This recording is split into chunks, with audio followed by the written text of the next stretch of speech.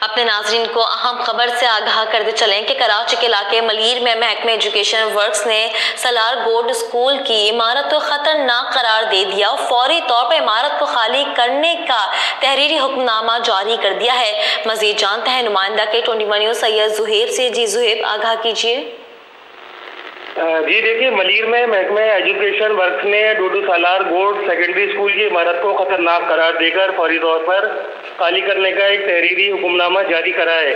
अगर बात कर ली जाए स्कूल के इंफ्रास्ट्रक्चर की, तो उसकी हालत ये है कि हेडमास्टर ऑफिस की छत गिर चुकी है, हेडमास्टर का दफ्तर मुनहदम हो चुका है, हर कमरे की छत से सीमेंट गिर रहा है, तलबा और तालिबात, असातिज़ा समेत सब में एक तरह का खौफ और हिरास फैला हुआ है। स्कूल कैंपस की खबरें जब मीडिया पर आई तो एजुकेशन वर्क के इंजीनियर ने विजिट के बाद इमारत को खतरनाक करार दिया, लेकिन इस सिलसिले में कोई मुतबादिल इमारत नहीं दी गई है। किसी भी मुमकिन हादसे के पेश नज़र हेडमास्टर हकीम सालार ने बच्चों को खुले आसमान तले पढ़ाने का फैसला किया है।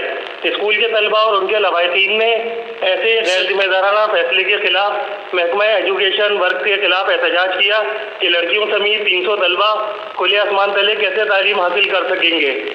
और बात कर ली जाए एजुकेशन वर्क की, तो जो उनके इंजीनियर आए थे उन्होंने ये सारा मामला इस तरह करा कि ये ADP 722 के अंदर कंस्ट्रक्शन के लिए स्कीम गई हुई है इस स्कूल की, और लेकिन अब तक इसके ऊपर कोई मामला नहीं किया गया है, ना बच्चों को मुतबादिल स्कूल दिया गया है। बच्चों की ज़िंदगी खतरे में हो सकती है अगर उनको स्कूल के अंदर पढ़ाया जाए। जी बहुत शुक्रिया सैयद जुहेब तफसीलात के लिए।